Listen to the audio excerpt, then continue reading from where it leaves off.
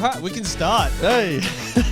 What is up? Welcome back to the SuperCoach Experience podcast. I'm your host, Brandon Savage, the coach of the Xavier Turbos. We have seen green arrows this week. We've gone from 49,555th to 45,000th.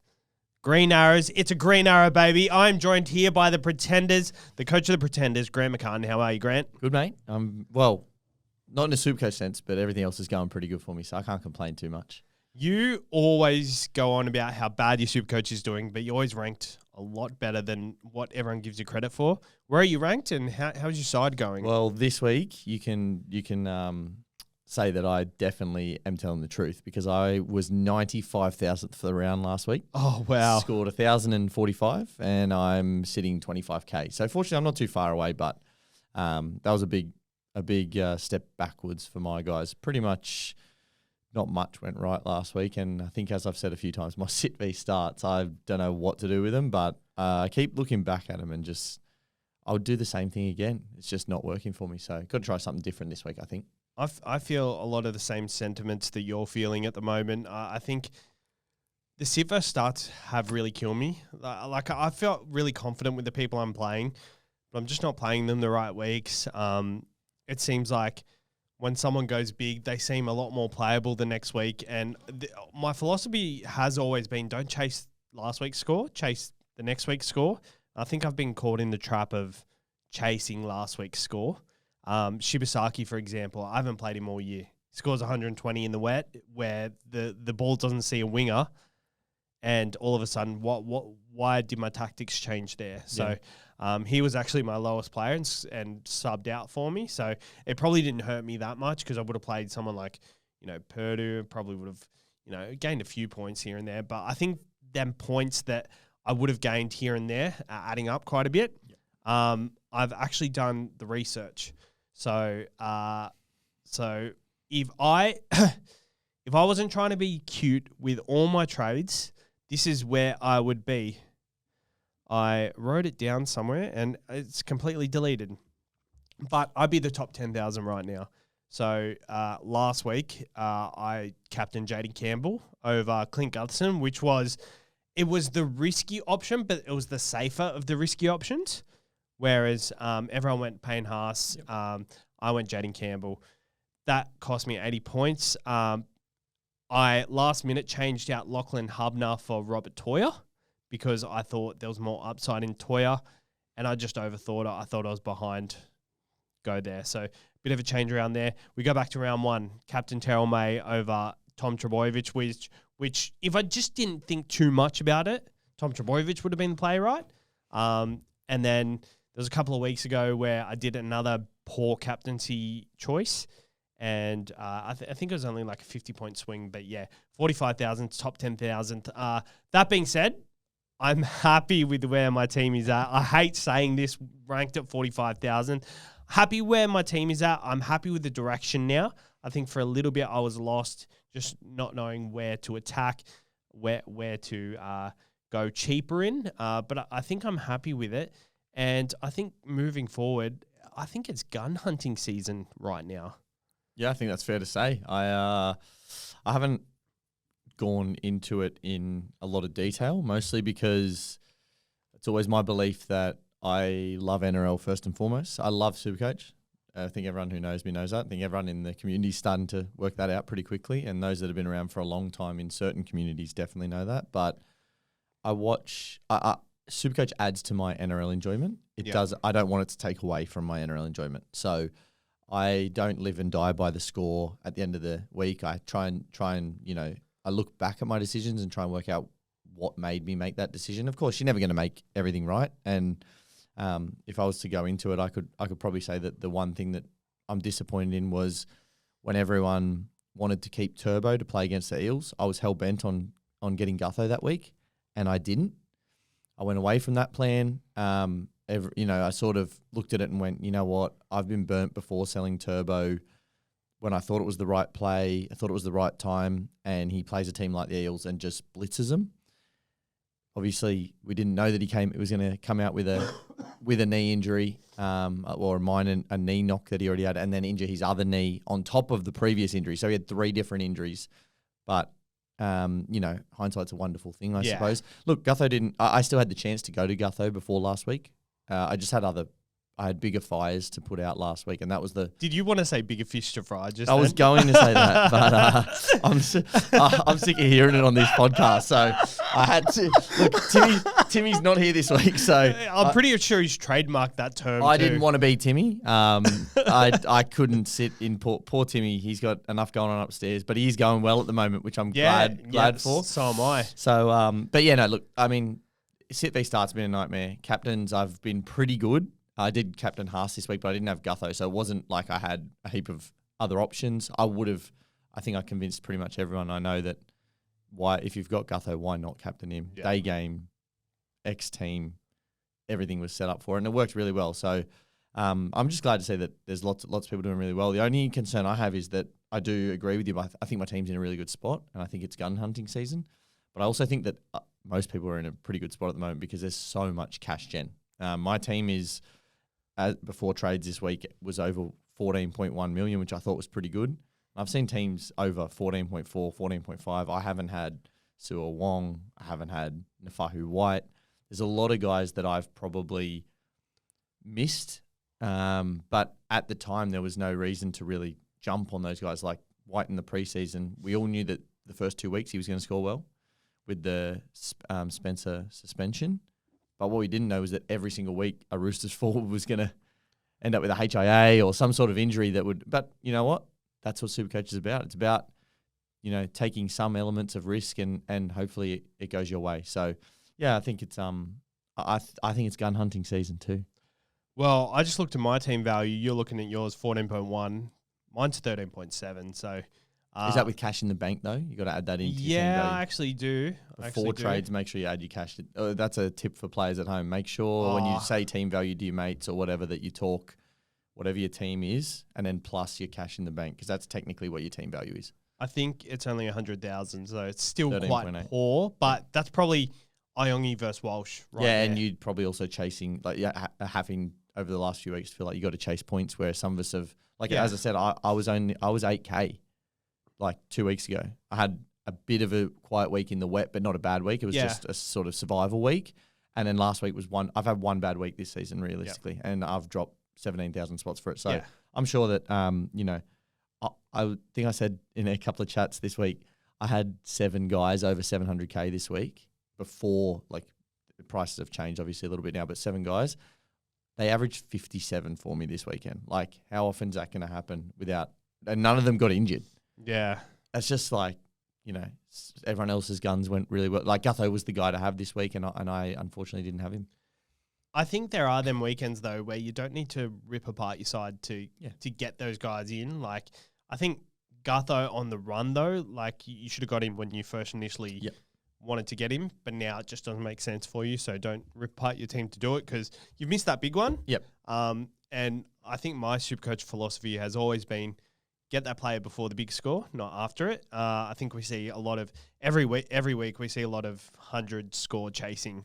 But that being said, on the weekend we didn't do the Sunday wrap up. Mikey was unavailable, and I was crook as a dog in bed. I was so bad all weekend. I tried to after I sent a voice message in the Patreon chat, and Grant just said, "Have a rest." Like you're going to. You're saying too much. No, I think everyone appreciated the effort. I just think for your sake, like if you're that crook, just give it a rest. We'll look after it. I really was. And even after all that, I sat down, the footy was on, I cracked a drink open, and I just had a codral just before that. I had 2 sips, and I was like, holy shit, this is making me feel really dizzy. I'm going back to bed. So that's how bad it was on the weekend. And the Sunday, I didn't watch any footy at all. So let's just do a quick recap of the highlights and the lowlights from the weekend. I want to kick it off with, obviously, Gutho, 130 points against his old side. He was a nice purchase to have. He's 828K right now already. Someone's calling me. Oh, my God. That's a good start. He's 828K, 78 break even. As of the Titans this week, we do have a SC Spotlight, which is on the Titans versus Dragons games later, so we will deep dive into that. But at the price, I don't think I'd be looking at getting him in from now. I think you're looking at the next fullback now, like Latrell, like Ponga, Reece Walsh. Drinkwater. Teddy, yep. No, look, I think you're right. I think I've had a look at a trade that I could get Gutho in there. There's a couple other guys that I want to get in. I don't want to ruin trade plans early in the potty. That's a big no. So I've looked at trades that can get Gutho into my side, and I honestly believe Gutho will probably score another 80, 90-ish score this week. Home game, 6 p.m. Friday. I'm actually down in the Gong this weekend, so planning to probably watch that game live on the hill. I wish I had him, but I don't. And you know what? My thought process is exactly the same. What can I do to catch up to those guys, or what can I do to more likely, or more importantly to me, how can I beat Gutho's scores over the next 3-4 weeks? Because that's what I got to look at, not matching him or trying to catch him. I got to work out a way to beat him. So one thing I've always loved is getting a SuperCoach player when you're at an event or watching an event. Notable mentions: our Drinkwest event last year, I had Daily Trey Evans for the 3 o'clock game. Magic round, last game of the round at Caxton, the Caxton Hotel. I had Latrell Mitchell in my side, and I captained him. And that me and Mikey would just have the best time. Yep.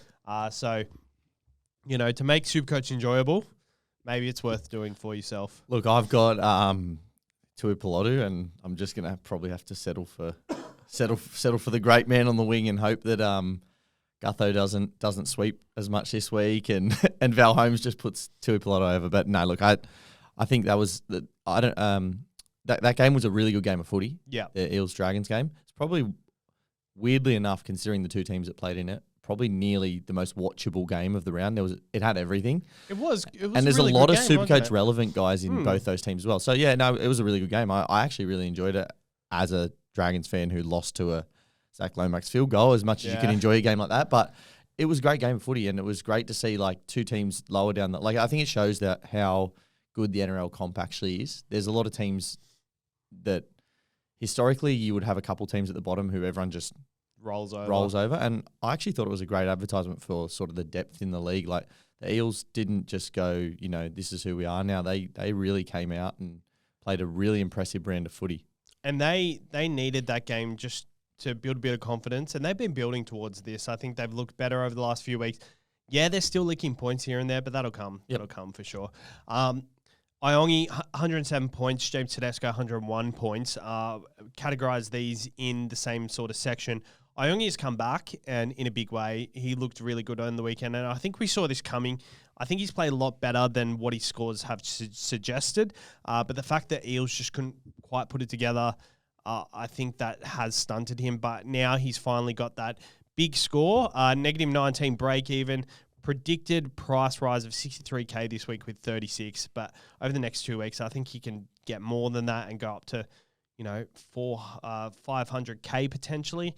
I think he's a nice little hold, but at this time of year, I don't see a negative in potentially upgrading him straight away to a gun. Like Tedesco is absolutely killing it at the moment. Me and Timmy talked about him last week.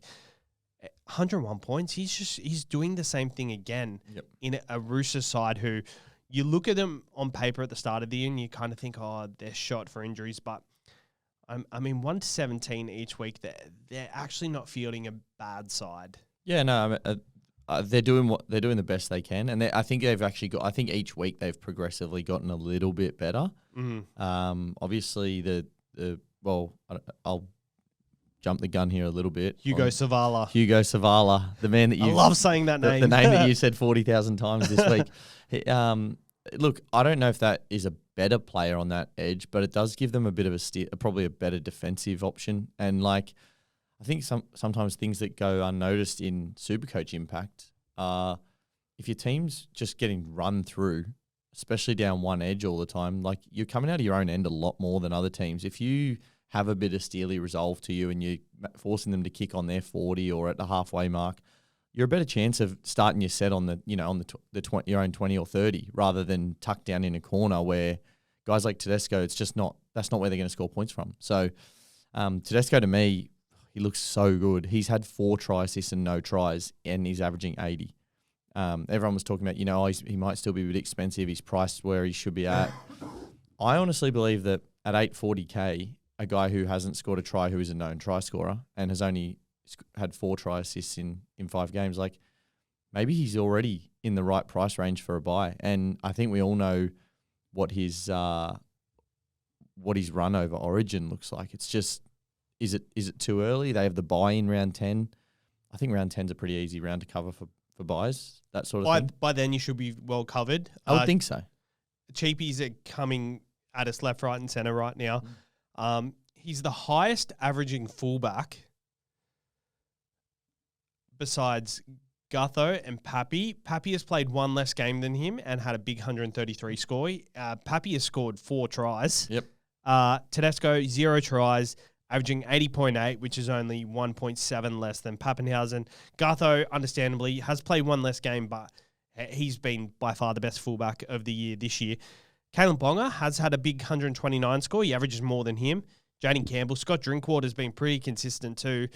The fullbacks really haven't stood up this year, and he is one who is consistently getting it done without that massive score. And mind you, do we think that massive score will come? Because I don't know if the Roosters really roll over sides, but for what we're looking at right now, I think someone that's scoring 90 plus week in and week out is much more important than chasing that massive score, because we haven't been getting that massive score. Yeah, and look, I think we talked about this in all through the preseason. It's the early part of the year, you just don't have teams just getting folded. I mean, look, there's still been some crazy big scores, but Manly still didn't lose by 50, mind you. True. From a SuperCoach perspective, like it often happens this way. Teams their structure's a bit loose and stats tend to be a bit more randomized early in the year, and you'll notice more center wings and more of the forwards. I mean, this year's been the year of the front rower, and that's a crazy difference.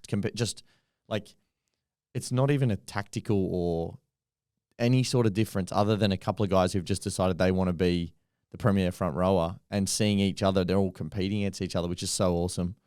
But yeah, just it is more randomized earlier in the year, and then as teams get into their structures and as they start to play to their certain key players a little bit more, even Cleary hasn't scored that well when he's had all the opportunity in the world outside of the injury. When you watch him play, there's just something that's not clicking even with Penrith, and that's how it is. Like, Melbourne have flogged 2 sides and got beaten by St George in the wet.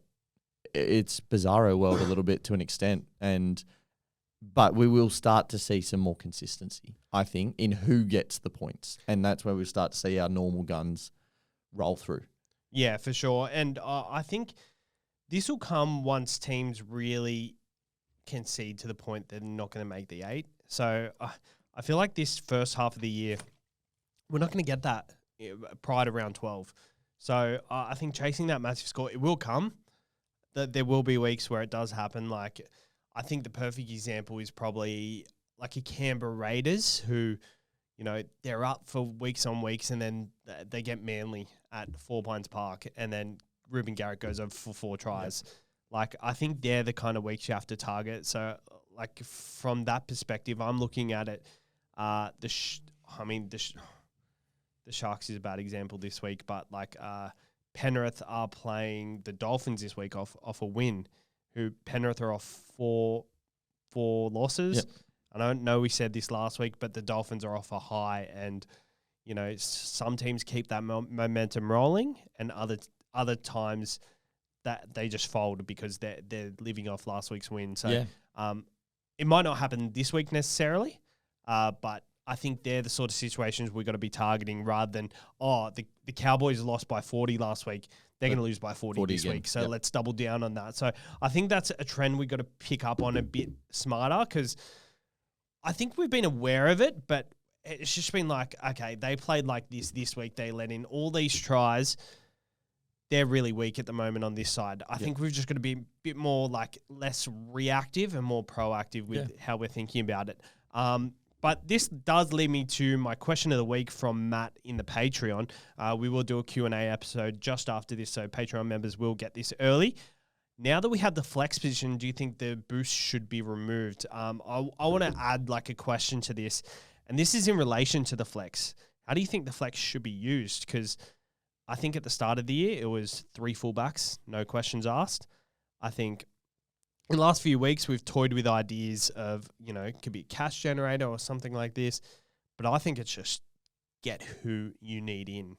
Yeah, I think that's completely fair. What I would preface is that at some point, we know the fullbacks are going to click and you will need 3 fullbacks. That's my view. Or you've got the three gun halfbacks that everyone, that's kind of a big talking point this week. And I respect that. What I've found with that is you just need to be wary that once you commit to something like that, and this is why one of the reasons I talked about in the preseason, I didn't start with 3 gun fullbacks, because I felt like if I started with Iongi, and I know everyone was talking about starting 3 gun fullbacks, and then if Iongi went well, you could easily drop down to him. I actually think it's pretty hard to do that. Like I started with Iongi because I thought that it would be much easier for me to let go of him than any other fullback, and if I needed to then pick up a center, I wasn't always planning on. I wasn't, and that's everyone was talking about. It's hard to go up to a gun fullback. Well, I wasn't thinking that way. I was thinking if something goes wrong with Iongi, I'll find it one of the cheapies that's going well elsewhere. I'll put them in for a week, and now everyone's doing things like that. Yeah. I think the flex. I don't think you have to have 3 fullbacks or 3 halfbacks, but I do think there will come a time where you want 3 fullbacks or 3 halfbacks. For now, it's so convenient to add a guy in there, trade them out the week after, or if it's a position like centre wing or 2RF where you've got a heap of playable options, you can bring a guy in there and then just chuck them straight onto the bench. We were talking about this in our chat this week. Yeah, centre wing was such a good example last week. You can bring in Jenkins last week, but you didn't have to. If you really, for some reason, didn't want to play him, you can chuck him straight to your bench in centre wing and play one of the other guys that you wanted to play as a starter per se. So my view at the moment is actually to be stupid. Be flexible with your flex. Like don't lock yourself into anything on any given week. Like stick to week, work out how you want to use it. If you have to go to 3 gun fullbacks or halfbacks, sure, that's fine. But at some point that may limit you down the track. So I'm trying to I'm trying to not lock myself into anything right now. Though I do have 3 fullbacks, one of them is still Iongi. So my plan for him is not necessarily that he has to go to a gun fullback, although I would like to. It may be that I can get, a Herbie Farnworth in a couple of weeks or someone like that. I like that thought process. At the moment, the flex position, I feel like there's weeks where the flex position is hot for a certain player. I think at the start of the season, it was Yongi or the 3rd gun fullback. I think as these fullbacks have kind of fallen off, injuries have happened, that's kind of fallen off.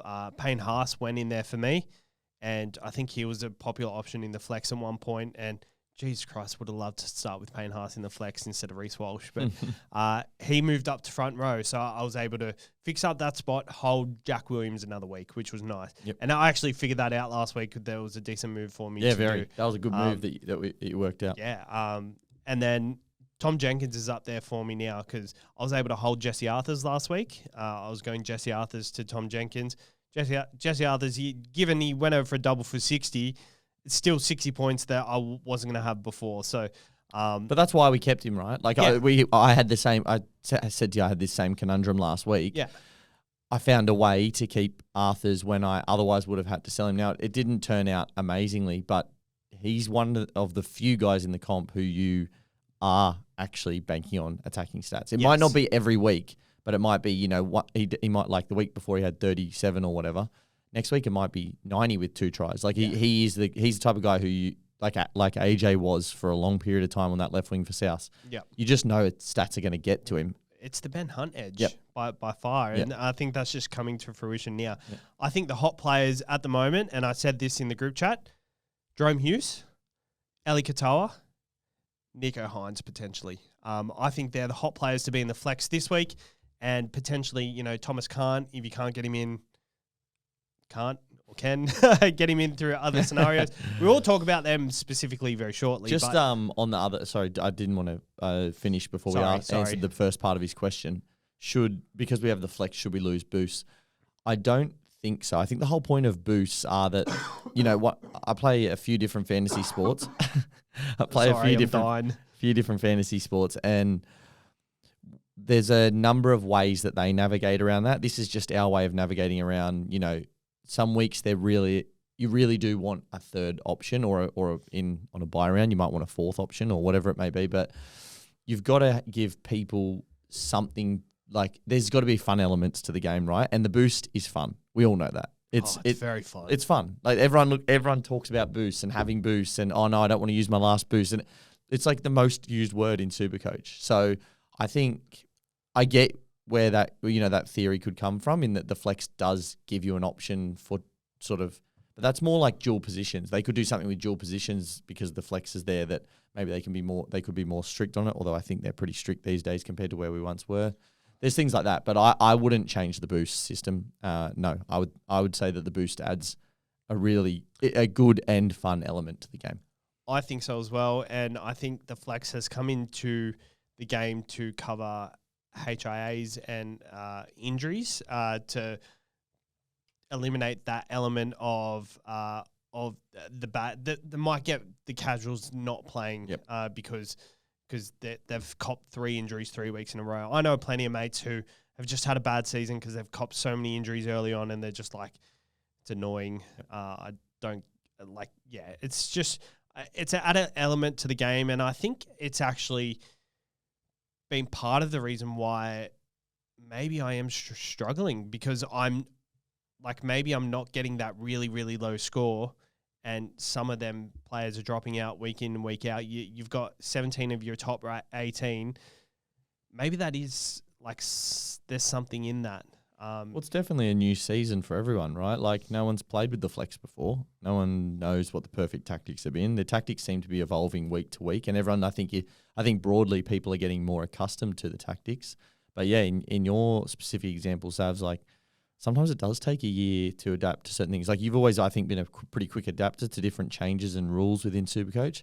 You've played a lot of SuperCoach, but that doesn't mean you're going to get it perfect every time there's a new rule. You might read it as, I think you've said more than enough times on here, you started with 3 fullbacks, and if you're thinking about it, you'd still do that again. Yeah. But tactically, the way I see it is, it probably just forced you into into a direction where a lot of us had a few ways we could, or an easier way to go different directions at the start. And that doesn't mean that I'm right and you're wrong. It's just, hindsight will tell us what it was. But there's also a lot of other factors that go into it. If you just happen to pick multiple injured players in a row, and you jump from one injured player to a guy who gets injured the next week, it happens. I've seen it happen many times. This game is a lot of skill, but definitely elements of luck. And it shows this season. People held Turbo with there was no knowledge publicly about what was happening with his little knee niggle. And then he did an injury in the game. Some people sold Turbo going, I'm going to watch the game from behind the couch. I'm not going to watch the Eels game. Like, I know that he's going to get 100, but I'm just glad it did. And he scored 23. Like, that's. And I know you're not saying they got lucky. Well, to an extent they did. They did. But their decision was validated. But, how many times could Turbo have gone into that game and gone 100 plus versus getting 20? I reckon most of the time he goes reasonably big. But also to make that trade, you've got to be real ballsy. Yeah, brave. Hella brave. I think that should be rewarded. Yeah, absolutely. And you should be patted on the back for. I agree. Like Parramatta versus Manly at 4 Pines Park. So, I agree. Yeah, funny season, and I think a lot of us are kind of adapting. We're just not kind of 100% nailing it. So, and I think this year has been the game of inches, and like, you take an inch and you take a mile. Is that the saying? Give an inch, take a mile. Yeah. There you go. So you've got to take a mile when you get an inch from the SuperCoach gods, because they will give it to you and ride with it. If you're out of luck, I feel like I'm still in a pretty good position, and I'm very positive on the season. So I'll tell you what, from where I am after round 5. It's a goal to prove everyone it's possible. It's possible. I agree. Last year I was still 48K after round 4. Really? Yeah, I had a horrible start to last season and finished in the top 3K. So there you go. it's very doable. And that's not, I mean, we all play for rank, let's face it. Yeah. But like, it's actually it's a different journey than you've been on probably in the last few years. But it's something like that's a great challenge to give yourself. What can I do and what can I show people that I can, like, there's lots of ways to play and enjoy SuperCoach. It doesn't have to just be, I mean, truth be told, there's 160,000 people playing and there's only one winner. And if you're not the winner, like, sure, you can, you'll be remembered for being up there, but you weren't the winner at the end of the day. So, I mean, there's lots of ways to play and enjoy it. You don't, not every year you're going to get it perfectly right. Yeah, well, a lot of us are massive rankers, but that was a joke. You're meant to laugh. What's that? Yeah, sorry. You need to like give me like a. I'll just cut that little section out and add your laugh. Add your laugh. All right, so I put in quarter season review here for us. Yep. I feel like we've kind of done that. Yeah, I think we have. I mean, I've talked about my personal run. You've talked about your personal run. We've talked about how the season's shaping out. Yep. Actually, let's touch on it a little bit more. We obviously thought it was the year of the front rowers. Yep. Do we still feel like it's heading that way? I think I was always quite persistent when I didn't buy half straight away that it can't happen all season. And I think I still stand by that. Yeah, I think that's fair. I think fullbacks will come back. It will, and more centre wingers will come back. Like, it always happens this way. The forwards start. Some of the forwards fly out the blocks. A couple of centre wingers come from the clouds and go really well to start. A couple of the, fullbacks start really hot, and then things become less randomised as the season goes. It's still random. I mean, it's footy. Like, you can't predict really anything on any given day, but you can start to see trends. And over the years, those trends have played out time and time and time again, especially when different rules have changed, ever since the 6 again rule came in. As teams get tired throughout the year and players get, it's far more athletic than it ever was. We're seeing more injuries in footy.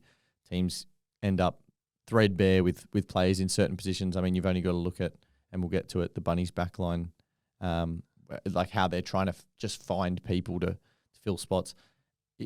It's just a tough sport to play 27 rounds throughout the year. And you're going to have, when your bad days happen, they can often be pretty bad. It's really hard sport to wrestle momentum back in. Yeah, I was hearing, who was I listening to? It was probably, I think it was Bloke in a Bar, where they were pretty much saying, it was Jamie Soward, I'm pretty sure. He was saying that it's a lot harder to wrestle back momentum these days, but once you get it, you've got it. Oh, yeah. And I think there's something to be said in that, Yep. in terms of like it'll happen throughout the game a lot, but I guess when early in a game where you see the momentums with one side very heavily, maybe you go to turn the TV off because you're like, fuck, this is going to be a domination. Yep. Then it doesn't take much for it to happen. Like 6 agains are just the momentum beast at the moment. Yep. In terms of moving forward and like from now till round 12, obviously bye planning is coming around the corner. We won't touch too much on that. Me and Timmy kind of talked about it last week a little bit. I think you guys touched on, it's still a couple of weeks away. I think we're getting closer to it. Yeah, probably thinking about it. Maybe around 8 or 9, start making like full-on purchases for it. Well, one thing I am looking at is which Origin players that I might otherwise sort of like want right now may have have a bye before that we get to Origin, because that's another week loss. Like so your Teddies, Zach Lomax, those sort of guys. I'm not saying that not to buy them. It's almost like I want to get them now before they have that. So I get a run of them before their buy and a little run and then work out what's happening. But yeah, I'm certainly not making my choices based on Origin right now. No way. No, definitely. You've got to pick most points. Definitely not. But I think most points going forward, I think it is time to start striking at these strike edge back rowers and also center wings. Like, I think there's very big merit in jumping off a Shibasaki early to strike on a premier center wing. And I've been really keen on someone like Herbie Farnworth. Yeah, but massively. And he'll be my first big center. I know he's playing Penrith this week, but like I'm still tempted. But do you know who he's up against? Is he? He's on left or Tungo. right? He plays on. He's moved to the left 2 weeks ago. He's up against Tungo, and if you have a look at who how they've been scoring left centers against them, I mean that was Purdue last week. Wow. And he got 80 odd, 90. Wow. So I was I know they changed back him and Avarillo, but the weekend just gone, I was pretty out of it. No, that's fair. No, that I mean, so yeah. I'll let you finish your thought. No, that was That was it, Like yeah. I think that was all directing to I want Herbie Farnworth, I want Ellie Katoa, and I think these big center wings like Karaz when he's off the bye next week, I think don't hesitate to get him in straight away. I think it's about time to, while everyone is sitting on these sheepies, waiting for them to peak in price massively. I think Iongi's a good example as well. Still got a negative break even, but if you've got a chance to jump on one of these guns early before anyone else does, you don't want to be jumping on when 14,000 people traded him in. Yep. You want to be Week in before. the 2,000 the week before the 14,000. We see Jesse Arthur's 14,000 people traded him out last week. We're part of them too that kept him. Yep. So that felt really good. Yep. Even though he scored 60. Yeah, but that's okay. I think, it's gun swooping season in my opinion. Yep, I agree. And I think one thing that people need to just really have a look at, and it's something that I'm seeing broadly across the community, is positional sort of where they're buying their guns. And I like that you talked about 2RF because I think 2RF, I think hooker and 2RF are where I'm seeing teams weakest depth-wise and top-level talent-wise. Understandable in hooker at the moment because I still don't think we know exactly who to get there. Like I think Harry Grant will come back. He's Harry Grant. He'll be fine. But there isn't really much else standing out at hooker at the moment. Wade Egan's just flying, but I don't think anyone really wants to take that risk just no yet. one wants to buy him. So that's why I'm actually encouraging people to look at their 2RF lists because I'm seeing, and this is the reason, I'm seeing people playing, 2-gun halfbacks, 2-gun 5/8s, 3-gun fullbacks or 3 very playable fullbacks. And then they've got a lot of cheapies at centre wing, but they're all playable at the moment. And then I look at their 2RF and it's like Hopgood, Gilbert, Seyfarth, a lot of people have Matty Nicholson, which is good. I'm seeing a lot of challenge in that area as to like, okay, I've got 6 reserves that I've got to choose from, and that's part of the sit v starts challenge, but it's because I've got no guns in my 2RF. So I'm starting to think like, okay, now it's not just as much as it is how can I get the most points. There's an element of which position do I buy someone in where I'm going to get the biggest jump from a player that I have to play there. As long as you've got enough reserves elsewhere, I think you can make jumps like that. So that's why 100%. Katoa, I think, is really good this week because if you're making a jump from a Seyfarth or a Gilbert to Katoa, you might make 25, 30 points a week on average in that jump. Elsewhere, you might be bringing in another gun halfback, but that's just another competition for reserve. And if you've already got 6 guys playing good matchups that week, you might only gain 10 points on that halfback that week. And it might, moving forward, like we know they might average 20 or 30 more than in the upgrade. Yeah. But in the short term, you're actually not gaining much by getting these reserve players because your other reserves are also quite playable. Yeah. So like what you're saying is sideways trading or like slightly upgrading like let's just say Well, I can give you an example if you want, right? I know people are trying to get sell Metcalf still because they didn't sell him last week. Yes. If you go Metcalf to Jerome Hughes, obviously that in itself in a bubble is a big upgrade.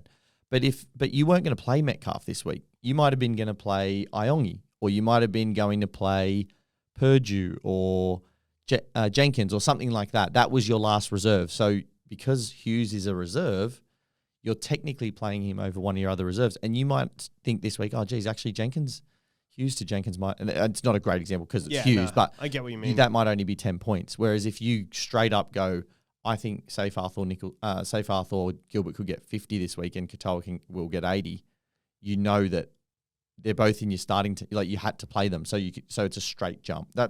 It's a bit technical, but you're still getting a good upgrade if you get like a Jerome Hughes. I'm just saying that it's worth considering where your money and how many players you have to play because you have to play 3 2RFs each week. And if you've got someone who, if you're in your team, you got to play Hubner or someone like that. Like he's going well at the moment. Yeah. But he's not far away from a 38 or a 42 or something. Yeah. Like that'll come. So that's just, I guess, team balance comes into things as well. And I don't think everyone considers that. Sometimes they just want the next shiny toy, no matter what position they are. Yeah, 100% agree.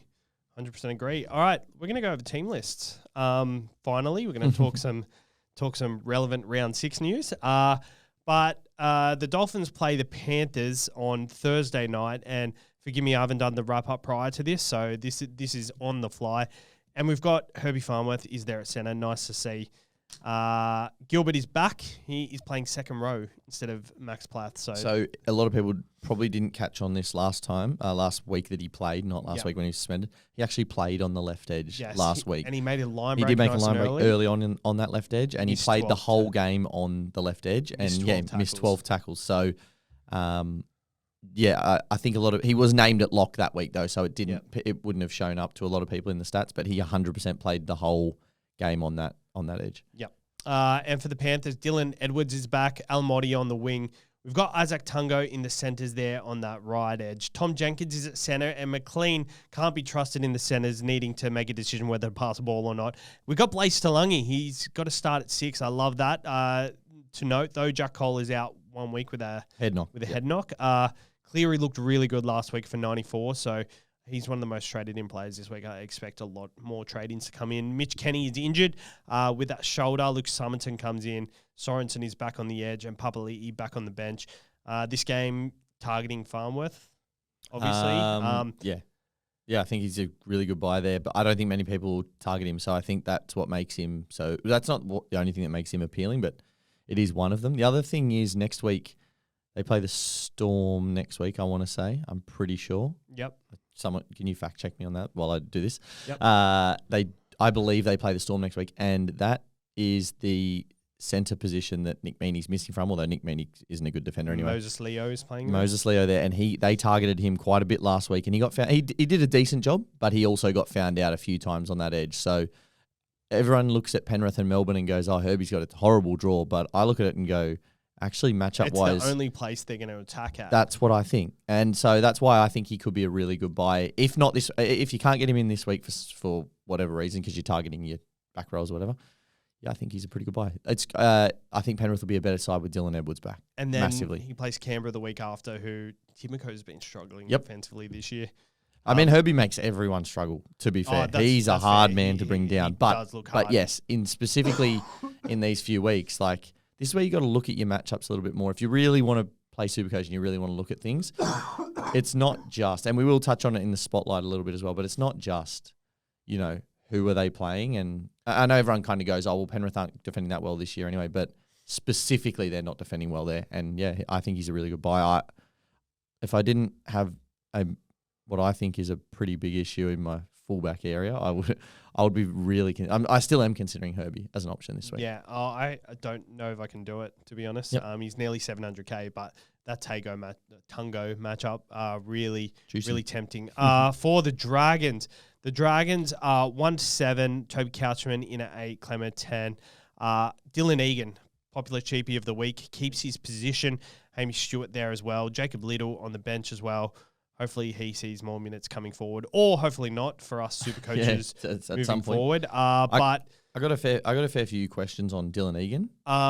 Yes. Do you want to save it for the because cool. I was going to do that before, but it's fine. Like Keep going over the. That's right. For the Titans, Jalen DeGroot at fullback, Tony Francis and Fafita on the wings. We've got Brimson and Campbell still in the halves. Dave Fafita started on the edge last week, but obviously their centre, Phil Sammy, is back. Was it Phil Sammy that was out last week? Sammy or Jojo Fafita? It was Jojo Fafita. Sammy went to the wing. So David Fafita is back on the bench, although he scored less starting than coming off the bench. I know people are thinking maybe he's a buy. He's still at a pretty expensive price. But I'm genuinely concerned about his care factor again. I think he's going to run 5 runs in 65 minutes. Yeah. I don't think that's on. I don't think that's on in for a guy like him. In a losing side especially. He has a license to go and get the ball when he wants the ball. Like there's no one on the Titans who says, Dave, you can't have the ball. So for him to have 5 runs at this stage of his career when he's backflipped to stay there. You know, I just think I'm concerned from a footy perspective, not just SuperCoach perspective. Yeah. There's something happening there. You reckon? I know he had a short preseason. I know he had that was an ankle. Peck. Maybe. I know he had issues in the preseason. He didn't get a full preseason. But last week, like, he's built up over a month plus the late start to kind of get to that point. And that worries me that a guy like him is happy to only have 5 runs in 65 minutes. This is kind of like them situations where, as a fan looking from the sidelines, you hope just 1 week it clicks, but I want him to go well, and I hope it's nothing. You know, I don't want to wade into people's personal. I hope it's nothing that he's got going on that's bigger than footy. But I'm just concerned at the moment because he's such a good footballer. When he's on, he's such a great watch. He's one of the best back rowers in the competition. But looking back to Angus Crichton when he was playing, like we didn't really know what was going on behind, and like people would still buy these sort of players in SuperCoach just hoping, okay, they're cheap. This is when I pounce, but they've seen no signs prior that he will improve. And like even Dave Fafita coming into this season doesn't look the fittest either. So maybe this is one of them seasons where we kind of got to put the pedigree out of the way and just wait till we see what we like. Oh yeah, I think it's as simple as just like it's just eye test from here. If you see a bloke who cares at some point, then you're probably a good chance. And I don't think he'll do it. Like if something clicks, I don't think it'll just be like, 1 week he cared and then he goes back to 30s and 40s. I think you'll see when he starts to care. His partner, Shaylee Bent? Is that his partner's name? Not across it. I'm not sure, but her brother goes to my gym, and he came up to me because he follows us on Instagram. I don't think he was a SuperCoach. He showed me his SuperCoach side, and pretty much that was around the time when Fafita got snubbed from Origin, and he was telling me he was like proper pissed. So he's got all the reasons in the world this year to do like to commit. To show, you know what I mean? I haven't seen it yet. That doesn't mean it doesn't happen. And far out, we've all had bad days, bad weeks at our jobs or whatever. I get it. It's not like it. It's not. It's nothing against. It's him just at all, concerning to me right now. Yeah. With the weekend was the first one because he'd played off the bench in all the other games and he's been building his minutes up. This weekend he got the start. You know, you kind of think he'd go, bugger this. I'm not letting anyone back into my spot. I'm going to run 15 times and have 5 or 6 tackle busts and offloads and just like show them. Because the week before, I thought he actually did look like he came on in the middle. Yeah. And he looked interested. But yeah, he looks like he's causing some havoc. He's not quite there yet, but that's understandable because he's warming into his role. But my verdict at the moment is, and I know a few people who've, the sort of pod hunters out there, just not yet. Just wait. Yeah. The Broncos play the Roosters, who the Broncos beat in round 1 by 50. Reece Walsh at fullback, and they're 1-7. Adam Reynolds is back in the side despite that hammy twiggle on the weekend, celebrating for a try. Jaden Hunt is in at 12. We've got Brendan Piacora is out. Yep. Who's usually that? He got Jordan Ricky is also out. Sorry. So there's another one. The Goz lives on. I think Ricky's due back next week. Yeah. The Goz somehow lives on. And even better this week for the Goz is that Tapau's been named on the bench. So no edge back row. I mean, Willison can play out there, Willison looks like he could play. Yeah, he definitely can. But, somehow the bloke, he's got more lives than a cat, honestly. He is surviving. I love it. For the Roosters, Rob Toyer, Dom Young on the wing. Billy Smith keeps his spot. Interesting purchase for next week, potentially. I don't mind going early, to be honest, but playing the Broncos probably wouldn't. Billy Smith is one guy I would not go early on. No, that's for sure. And the poor bloke, but he's had less than 30 games in 7 years. I think you got to wait on him. For sure. Looks like Dom Young might get, because Mark Nwangawitawase is number 18. It looks like Dom Young's going to be the guy that makes way for him to play on the edge. But if you are looking at playing Rob Toyer, just hold out till that last moment just to make sure he is named. Hugo Savala comes in at number 7. Nat Butcher plays number 8. Nafahu White lives on. What a cheapie he's become. Sul Wong, what a beast, number 12. 119 points on the weekend, -17 break even still. Jesus Christ. 318K to start the year. What a weapon he's been. Yeah, I think everyone knew that he has this. Like he burst onto the scene with that back end of the season and then finals run with the Roosters, and then in 23. Yeah, in 23, and then last year like had the opportunity to start and then fell out of favour with Robbo. Like, good on him. What a comeback story. He's been awesome in games this year on that right.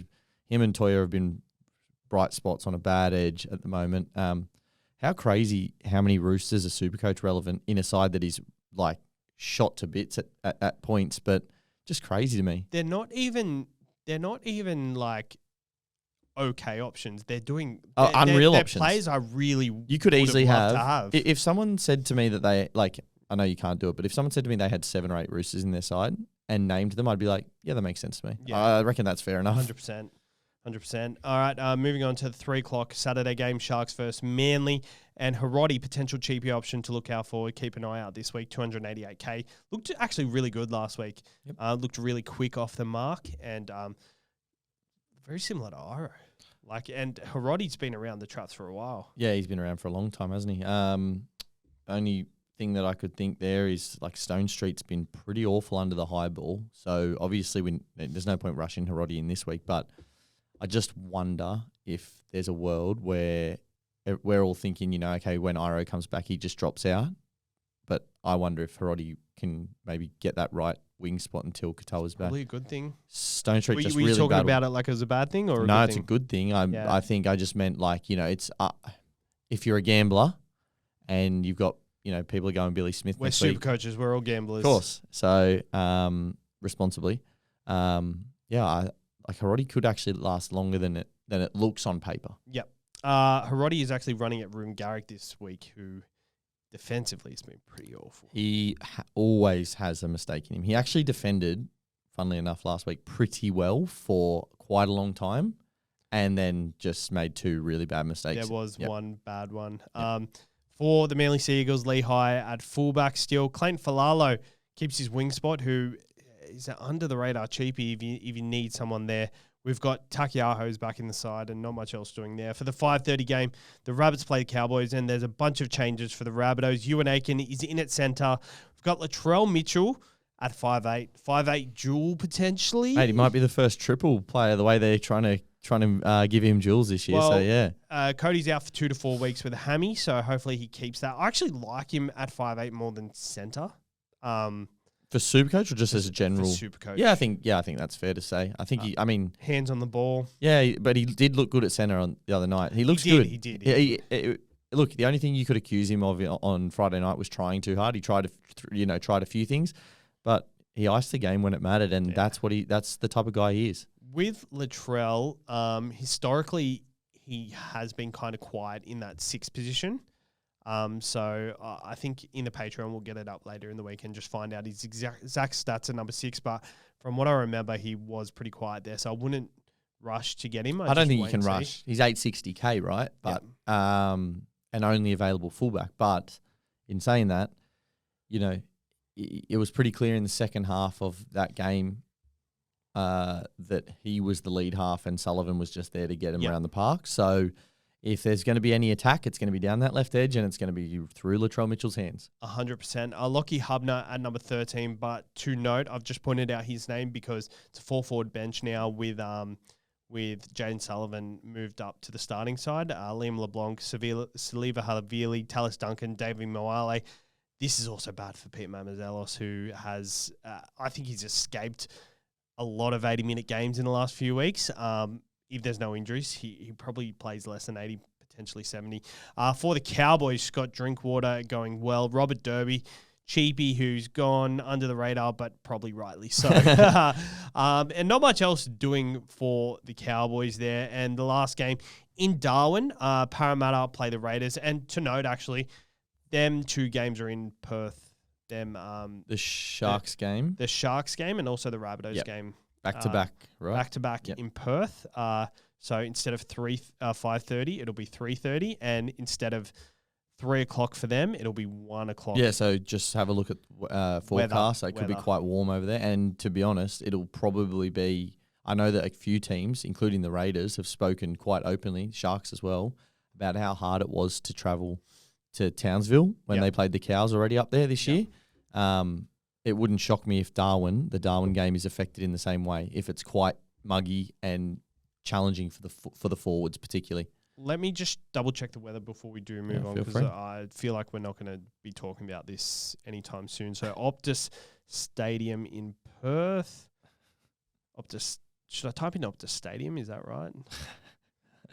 I don't know, but this is good. Burswood? Good podcasting. Is it mate. Burswood? Yeah, I'll look it up for you as well. This is good podcasting. mate. Saturday, 25 degrees. That's nothing to worry about. That's not too bad. And then Darwin on Saturday. It is 7:30, but it's hot there regardless. Just the Jesus humidity. Christ. It's only 30, 31.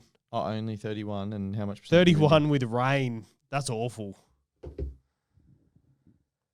You're probably better at looking the radars than I am. No, look, everyone knows how to. I mean, the guys at home can look. I think we can trust you to look at your own radars. But Well, just again, it's not going to be a wet weekend. Which it's is a just good worth thing. noting that these things are considerations. Hot, and so- this is probably more for your sit v starts than your guns. Just I reckon it's probably more for the big minute forwards as well.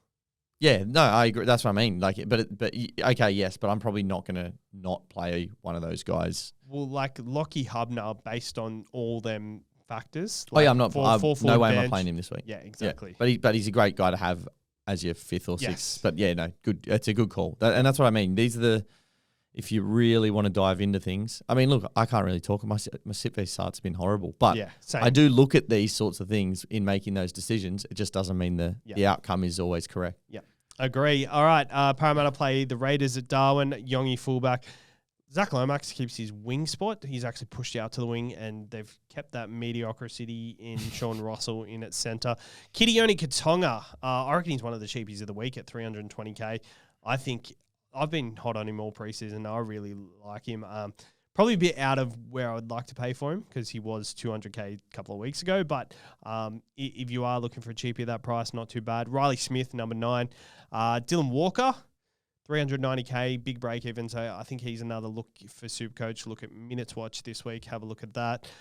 For the Raiders, Matty Nicholson going strength to strength, and he's looking better than ever. 91 points with 1 try last week. And not much else has changed there. Tom Starling and Owen Paddy rotation has been a head killer. Yep.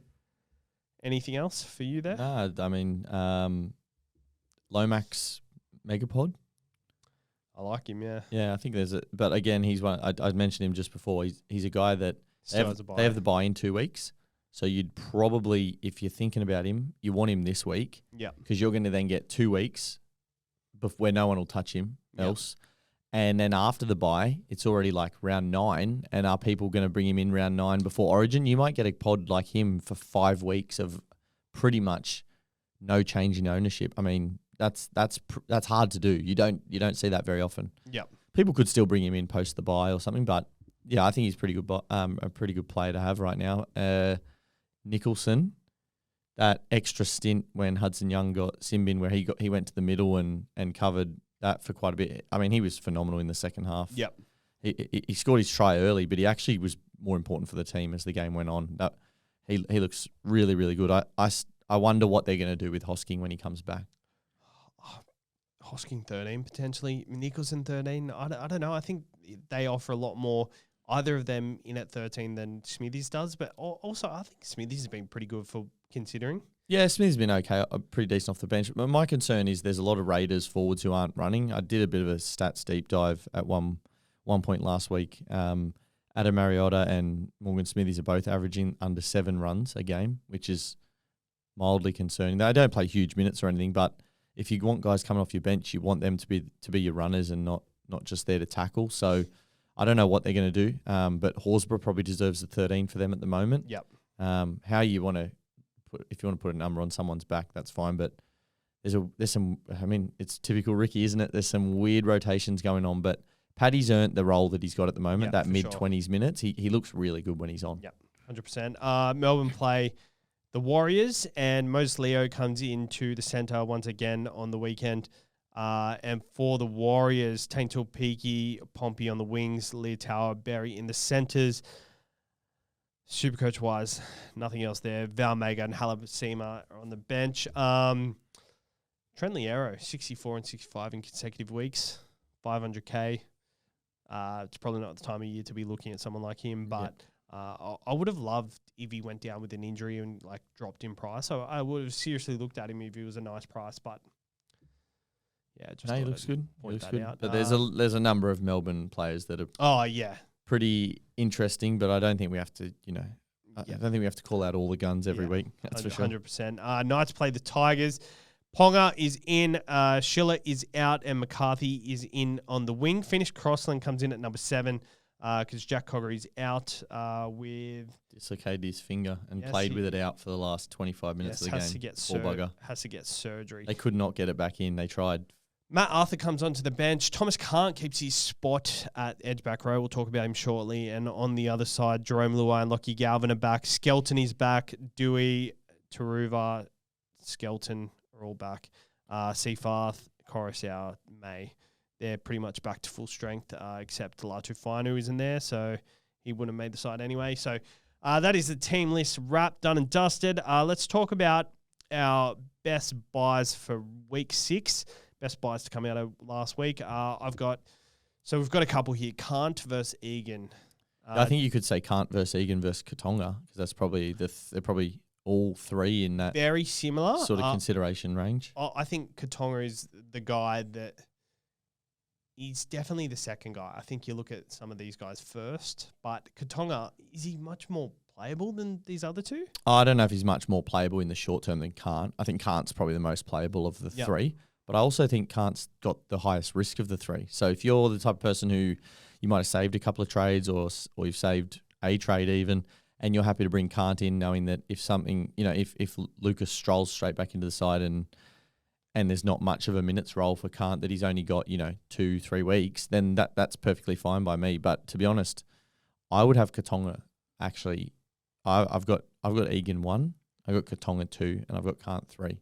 But that's only for midterm security. I think if we can get Kant 2 weeks, then he's going to make you 100 and whatever K. Like he's going to but again, how many of these guys can we keep having for 2 or 3 week periods? It's fine to do it if you didn't jump on your Tuipulotus or you didn't jump on some other guys that have been very quick, but then quick to get out as well.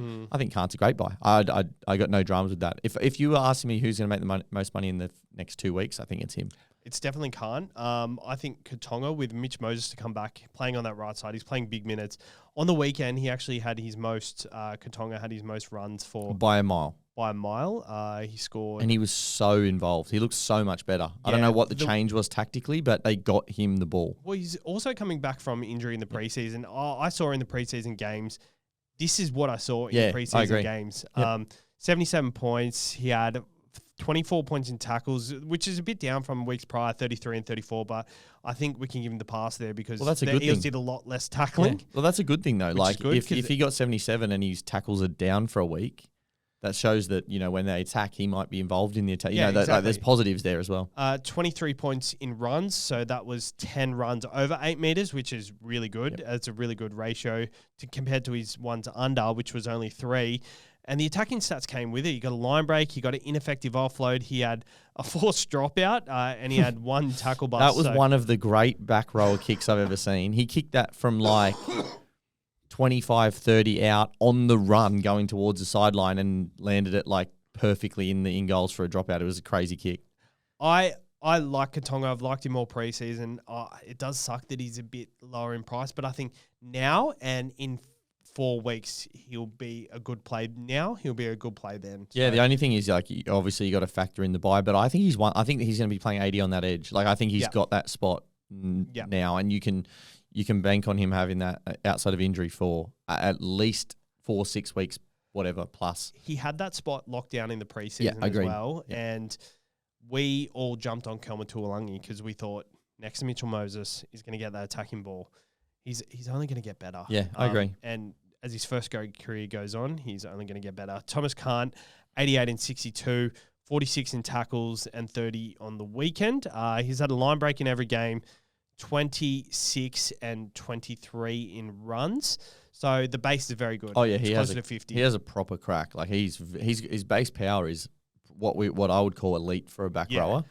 It's just he's also got the worst security of the lot. But yeah, again, there's no risk in.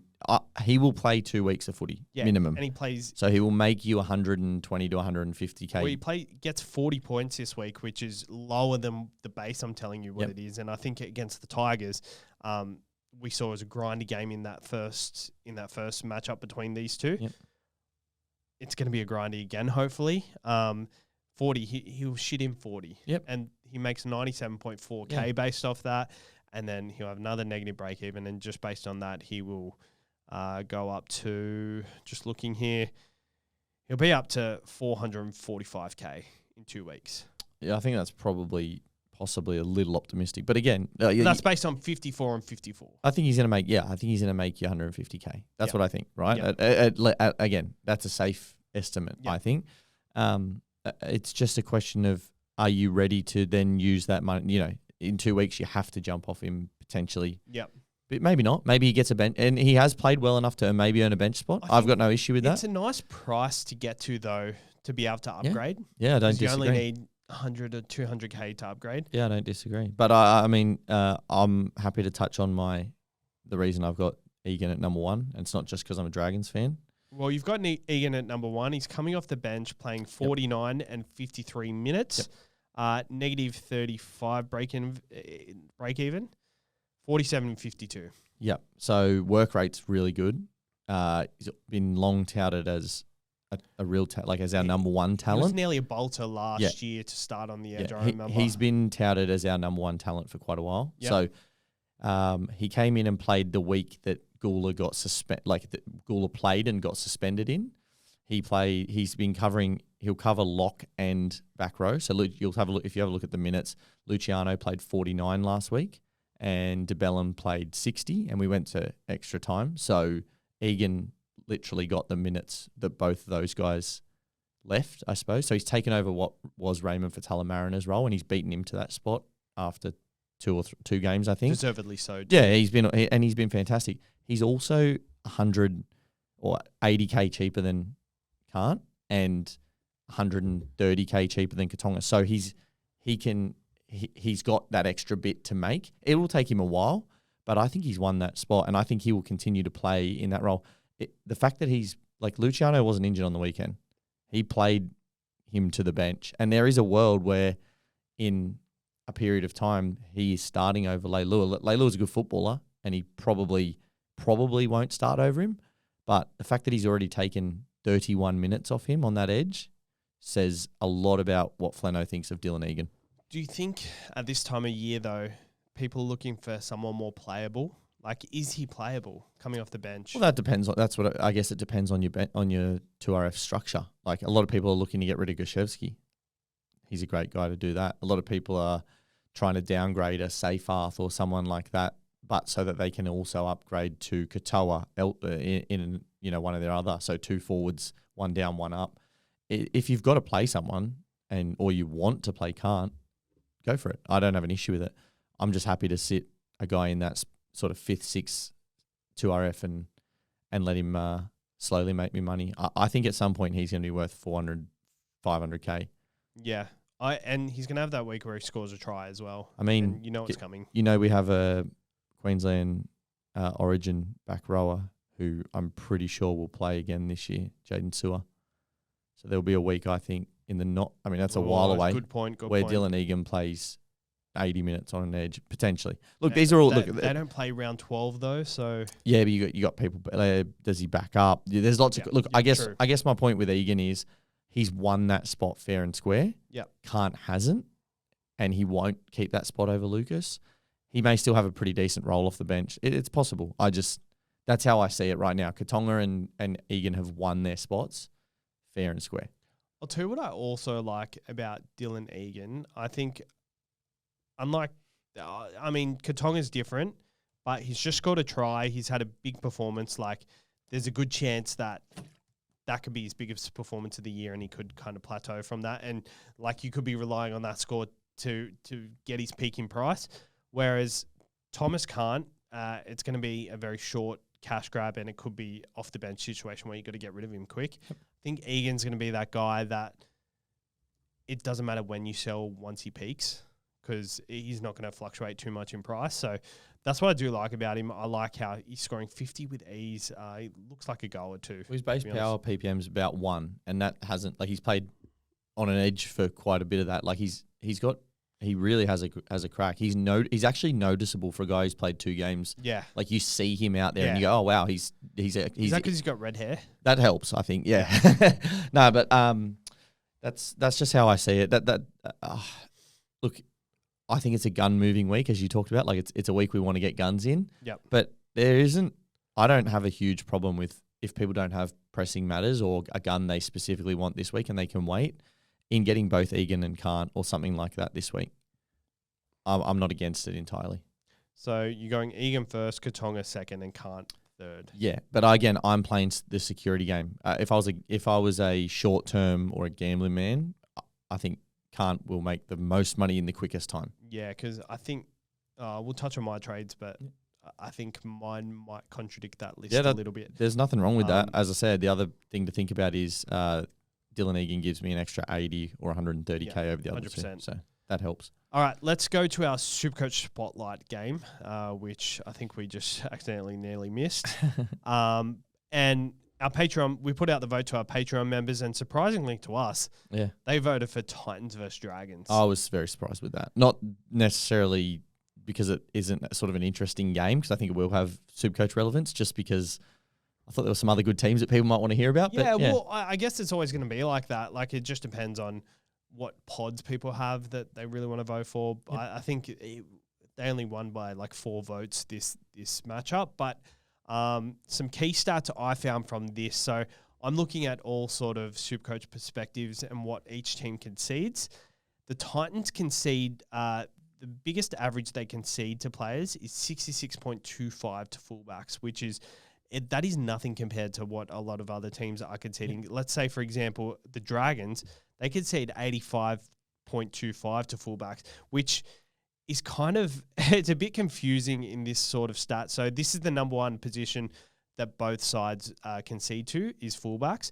But the Titans are coming out with Jalen DeGroot this week, who is actually a cheapy option, mind you, that we haven't even talked about.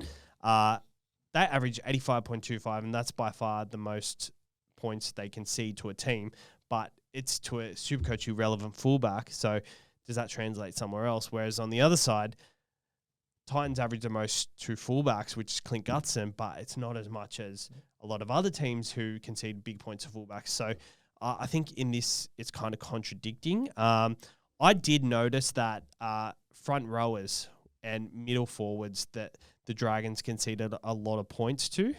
And for the Dragons, they actually conceded 8 scores, 78-38, 77-42, 98-41. There was a lot of tries from forwards. Yeah. And I looked at Tino straight away. Yep. And suspended. He's suspended. So a lot of the things we're looking for are really redundant this week. Yeah.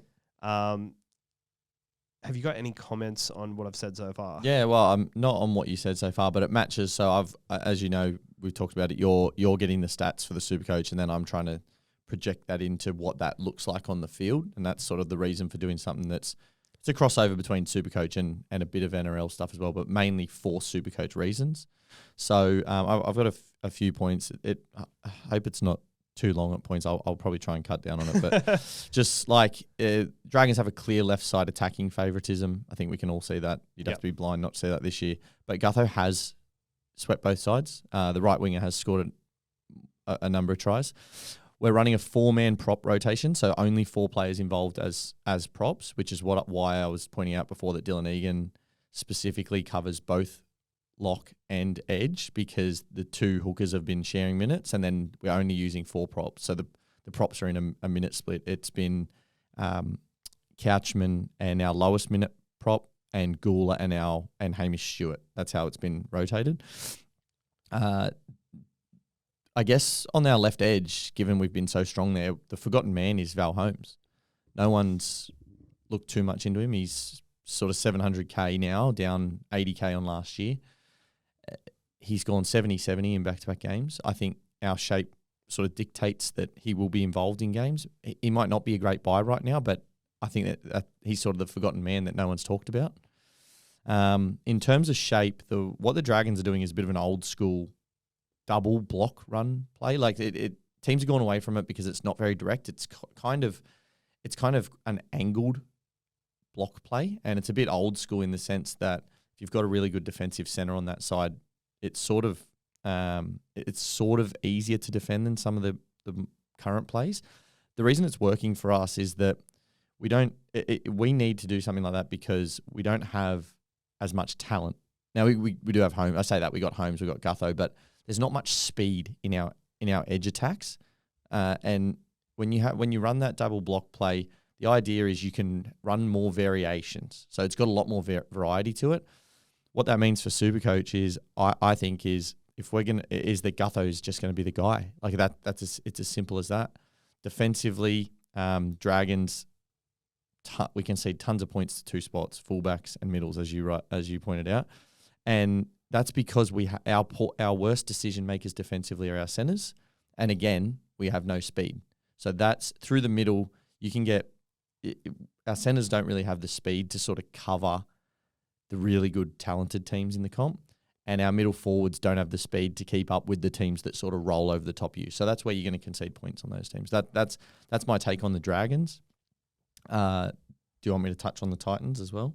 I don't have as much on that, but I guess with the Dragons, that they average 58.94 to center wings, and like that's with center wings as a whole. I really need to break it down into like spot specifically. Yep. I should have done that left edge and really calculated that because, from the stats I'm seeing, they average 55 to hookers, which is pretty good. 64 to 5/8, which is left side 5/8. The Dragons, but like the forwards and the hookers, they're also conceding points in the middle as well, which I find very interesting.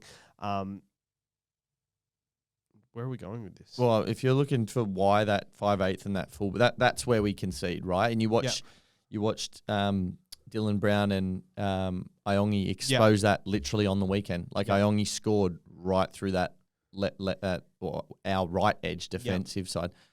We just Moses Sully, Sua protects the inside shoulder of Ilias really well, but Ilias and Sully just aren't. And Sloane's still learning to be a winger. Like that's a lot of potential mistakes out on that edge. It's actually so crazy because you look at that. You look at Sully in particular.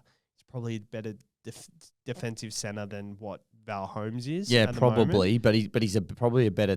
He's a good contact defender, but he's not great laterally or like read wise. So there's lots of different ways you can value a defender. Center is we've talked about this hardest spot to defend. So it's not like Sully's particularly horrible, but he's just that's a slow edge that we've got out there. Sloane's quick, but This is why I found this game quite odd for people to vote for. Yeah. Because I'm looking at these stats and I'm like, the outside backs for the Titans, not very interesting to look at SuperCoach wise. Maybe if you've got like a draft, if you've got like a Brian Kelly who's there, like that, it looks like Brian Kelly's a guy that you can look at, or maybe maybe Jalen DeGrooter's a cheapie, looks like a decent one who you can take a flyer on this week.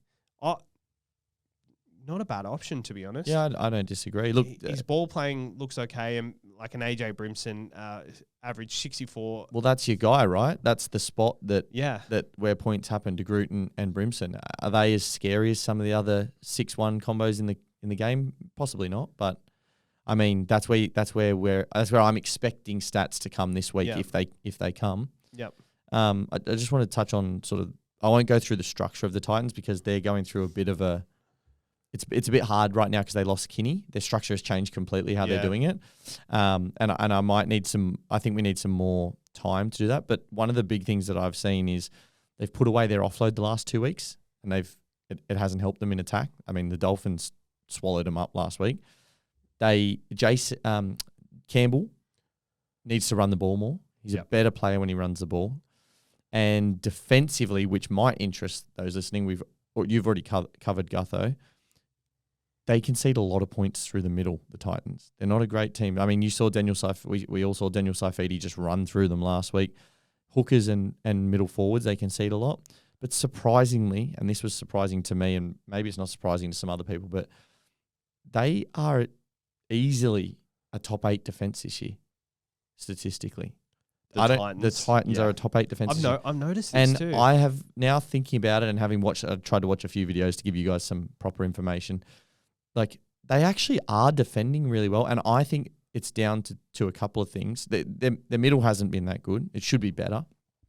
But they actually have the opposite thing to the Dragons. They have a lot of speed on their edges, and I think they're getting up and in really well. And if you have a look in your stats, which I did have a look at, they are really low conceding to centre wing and centre wingers. So my gut feel this week is how is it going to play out? The Dragons will concede points down our right edge defence, so the Titans left, and the Titans will possibly concede more points through the middle and to Gutherson. That's how I see this week playing out. But what it means is a guy like Tuipulotu, maybe it looks like a great matchup on paper. Maybe he finds a try, but statistically, they've defended those areas really well. So I think that's my spotlight from this week is there's some. You're right. It was an interesting game for everyone to choose, but there's some structure to why SuperCoach points are going in a certain direction in these teams. So this takes me back to your tactic of don't trade sideways to like go up from a Metcalf to a Hughes while you're playing a Lockie Hubner. Yep. Instead of doing a trade there to Katoa or something. Yep. Could you use a trade to go Tuipulotu to someone who has a better matchup going forward? Because I think we all know that Tuipulotu coming off them big early price rises, he's probably nearly peaked at what he is. We know that they do favour that left side, so moving on into the future, he's going to be a good thing. But have we got enough out of him? Have we got the price rises we needed? Is he a long-term option going forward? I think he is, and I think that's because I think the structure of what I spoke about in terms of how we run our double block play at the moment, I think that supersedes a bad matchup because there will also be good matchups in this next little bit. The Dragons have a pretty good run. Well, Manly and then the Roosters on their side. And who's Manly's right edge defence? Garrick and Saab. Or Saab might be injured. Is Saab playing this week? Did he get named? Sorry to cut across. I thought I saw his name. Yeah. Okay, because he was hobbling at the end. Might have just been a cork or something like that, or cramp. But we know they're not a good defensive edge. The Roosters are now just putting together some changes on their right edge to combat some poor defence. I think you got to be careful of the week to week matchups. I'm happy to touch on it, but like we did. But you've also got to factor in just how is a team attacking. And for me personally, I don't have Gutherson, so I won't be selling Tuipulotu because it's my way. It's my way in the. Yeah. It's not through the front door, but I've found a way into the attack. Yeah, you're through the side door. Yeah. Sweet. All right. Very interesting there. So I guess predictions for the match. We did say you think the Dragons are going to go through the middle, so I think that's good for the likes of Damien Cook. Yep. Jacob Liddle, the Toby Couchman. Dylan Egan. Yeah, potentially. Bad for the outside backs. For the Titans, where are they going to attack? I think what you'll see is that the Titans will target that weak spot that we talked about. It'll be De Groot and Brimson, those sorts of guys. Potentially the left centre might also benefit naturally from that. What you might be seeing, because as you said, you've got centre wing as a whole. That our right side might not be conceding as much, and it's dragging the numbers down. But look, I think that the Titans will attack through that middle left channel. That's where they'll find luck, and it'll probably. I think Brimson's the guy to watch. To be honest, 100%. This is probably less for him. I don't think he's going to come out and rip out 120. No, but if you're looking for someone who might score a try or might find a bit more luck than they normally do, I think Brimson's your guy this week. And you're also I think Brimson's been on the top of everyone's sell list this week or the last few weeks. Yeah, you might want to hold him. Maybe it's a sign just to have a look, have a hold. I think there'll be points in the game. That's for sure. 6 p.m. Friday down there. Two teams that.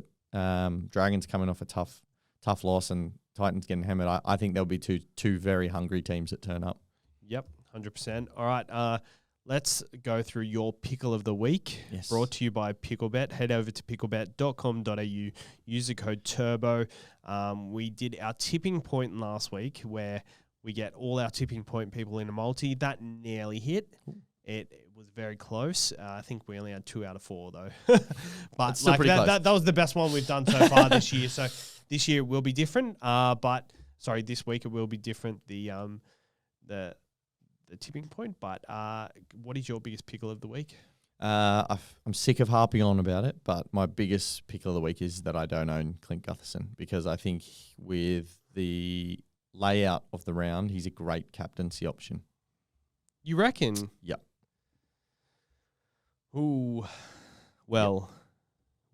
Because I don't think there's as many good captaincy options as people think this week. I think it's a tough week. There's not that much this week. Yep. For myself, this is the segment last week where I recorded it. Timmy spoke for 5 minutes. I think I said 3 things, and I was like trying to steer the conversation in a different direction, and he kept going for 5 minutes. So if I did that segment this week, maybe he wouldn't do it as much. My pickle of the week, my second row forward is quite low with Tino out. So potentially I've actually reversed all my trades for some reason. But I will be playing like a Dylan Egan or a Tom Kahn or a Kitione Katonga if I trade. So I'm definitely trading one of these guys in, which I don't mind. Yeah. I think they're really good trades. Pete Mamazelos, I'm very concerned about this week. Yes, he did score 39 on the weekend, but with a 4-forward bench with Havili there, I think minutes will be taken off him. So I am quite concerned. That will leave me to play Sandon Smith, which I'm not keen on. As I said before, I'm actually really off playing people after a big week, and 65 is not a huge week for him, but I think against the Broncos, I just feel like this is the week where he kind of goes, up, down. This will be the down week. But that being said, my pickle of the week last week was I didn't want to play all these cheapy center wings. That I ended up reversing all my trades to suit that pickle last week. Had I not done that, I would have played like a Purdue and played someone really good and played a Hubner and stuff. So it actually worked. That pickle wasn't actually a pickle for that week. I think you just look at that and you're like, I can't roll with this long term. Yep. You actually can. We actually can roll with it for that week. So they're my pickles of the week. But let's just go quickly because we have harped on a lot about a lot of stuff, but we probably haven't tackled the biggest issues of the week. I want to talk about Sells. Yep. Humphreys, Sell. With the hamstring injury, he Sell. is available at halfback, so I think there is a couple of good purchases to go there. Yep. Starling. I think he's a fine hold, but I do think that he's a guy that you can easily move on. I don't think he's the guy that you want to just cling on to and go, I think he's doing fine. He is in the put it this way, he's in the top few sells in most people's team. Yep. Let's say he's up against Pete Mamazelos this week as a sell. I mean, I'm going to keep Mamazelos. I just think that he is more likely to play 80 anytime soon than Starling. True. Arthur's. Hold. You reckon he's not sell soon? I don't have an issue with people selling him. I just think that I honestly think he could score 25 tries this year or something like that. Yeah, you're probably right. I just think that if I don't have to sell him, then I won't. He's AJ on the run. Well, put it this way. I have said this to you, and I've encouraged people. I would honestly sell Shibasaki this week before I sold 100%. Arthur's. And 100%. I know that Shibasaki has a -2 break even. I know I could cost myself quite a bit of money, but I would much rather hold Arthur's as a playable option in the midterm. Ponga. I am really want him to turn around. 160 break even. Yeah, don't mind. Don't worry about I'm not worried about him. Playing the losing Tigers money this week though, so it's not even just that. I'm not that worried about him. I know that that last week was a shocker, but the Bulldogs they're the only team I'm worried about playing against at the moment, and they're the only team that I wouldn't play people against if possible. Good call. I actually agree with that. Even though I don't think they're premiership contenders still. No, but their defense is just it's crazy. It's crazy. Nico. I just got him in, so I bloody hope not. But no, look, I mean, I need to see something though, because that last week was shocking. They were terrible. It's not even from Hines. Timmy actually brought him in. He was on the phone to me. He was calling me every second minute. He's like, "Did you see Trindle there?" Yeah. There was a few times where Trindle went to go out the back, but then just threw that lead ball to Nikora, who Nikora did all the work to score the try, but Nikora had 3-on-2 out the back. Yep. There was another and like Nico threw I've his seen hands him. up. I haven't seen him gesture like that before at all. Yeah. Like he looked, he did Frustrated. look frustrated. And Like, Kennedy was no better. Kennedy's been good this year though. No, I but think he has been good. in that game he was Yeah. he was nowhere. He's out the back stuff was. I did think Nico was trying. Yep. I think he was really, really trying to do something, but I just think more touches of the ball for Nico means more attacking stats, but I don't know if he's going to get that this year. I know he's still the type of player. I trust he's going to bounce back, but I just don't know if he's going to have that big ceiling like he used to do, because like watching him on the weekend, just Trindle wants to be the game manager. He also wants to be the tip of the spear, and it just feels like there's a lot of dysfunction between the sides. Yeah, I need to see something. I'll tell you that much. He has to do like might not be his fault, but something has to change for me to want to keep him, because I've watched him in other weeks this year, and they've looked pretty coherent and looked good. That was woeful. They were really that was worrying, and I think honestly, I know that they went away from Nico because they thought that if he was the only thing they had, they couldn't win a comp, and they were right. I'm now worried that they've gone too far. They're going too far, and their attack actually looks worse than it did at that point. That's how I say it. They've had patches in games where they've gone really good, but they've had long stretches in games where they haven't looked effective at all, and that's with guys like Fanua Blake, charging through the middle, Hazelton, all these big guys. Like, they've got a perfect pack to play off the back of, and they're not dominating Nico teams. football, like the best kind of games I've seen Nico play is when quick play the ball, the defense is retreating, and it looks like he's got 20 meters to play with, and that's when he's scouring across the field with the ball, and he just finds a gap. They've got such a good, they have a great team. They should be, not every week, but they should be putting in dominating performances. And I haven't seen a really dominant performance for 80 minutes from them yet. It could be right around the corner, but it's concerning for sure. I really hope Manly didn't come off a 48 point conceding performance on the weekend, because I would have been very keen on Nico captain this week, but expect him to turn it around. Yeah, I think he will turn it around. I've got one for you that you didn't have in the cells, and that is Ruben Garrick. That's getting thrown around a lot at the moment. What would you do there? I can see it. I can definitely see it. But a lot of people are looking at that thinking, like, Ruben Garrick, he has the Sharks this week, who, he's probably running at the better defensive side this week. He's got, that's Hiroti now. Sorry? That's Hiroti. No, it's not. On the left? Hiroti's on their left. Sorry, he's right, isn't he? Oh my God! Yeah. So that's a good thing. That's a good matchup. Yeah. And then the next week he is playing Penrith, who it's a new edge of Jenkins and Casey McLean. Yep. So it's probably not the weaker edge that teams are going to be targeting, but also like Blaise Talangi playing at 5'8", maybe that's a new edge for them to target. Oh, big time! I mean, that's three like young guys who are still learning the game. So, look, from my side, I understand selling him at 800. I don't think he's going to be 800K in round 10 or whatever it is when they have the buy in 9, I think it is, or in 10. One of them. They have the buy in round 9 or round 10. Coming out of that, I don't think he's going to be 800K, but I don't think he's going to be like 650 or 680 unless he has an injury or something. Like, he's still probably going to average 70 in this run. I'll tell you what though, like, you can make 100K from doing it. Yeah, I look. I'm not saying that's why I wanted to ask you about it, because I think it's interesting. And when we get to my trades in a minute, I'll touch on why I think it's interesting. Yeah. Okay. I don't hate it, but buys this week. I think Katoa's a massive one. After I think the second rows you got to aim for this week. There is Nathan Cleary. We'll touch on that very shortly. There is also Pappenhausen. Are you still in on Pappenhausen, or are we talking about that shortly? No, but I'm happy to talk about it in a minute. Yep. Okay, we'll talk about it in a minute. Thomas Kant, Nathan Cleary, Dylan Egan, Munster, Hughes, Katoa. I think Hughes is someone we're going to talk about quickly. Yep. 778K. Probably a better option than Nico Hines, I think. This week, yeah. Yeah, fair to say. And you can ride him through the bye period. He's always going to be good, but I actually don't mind him. No, I don't mind him either. I've got no issue with people buying him. He's a good footballer. He's turned into such a good just watching him play.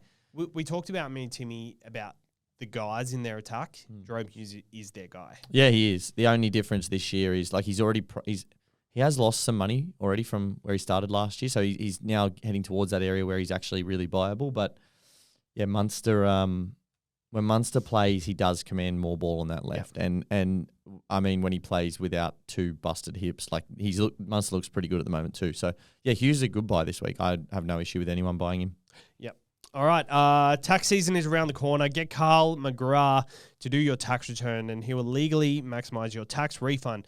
Whether it's just a basic tax return or accounting for things like rental properties, capital gains on share trading or crypto trading, Carl can help you out. No job is too big or small. If you have a small individual tax return, right through to businesses run through company, partnership, or trust, even self-managed super funds, Carl can help you out. Being a small business, you'll be speaking directly to the owner, Carl.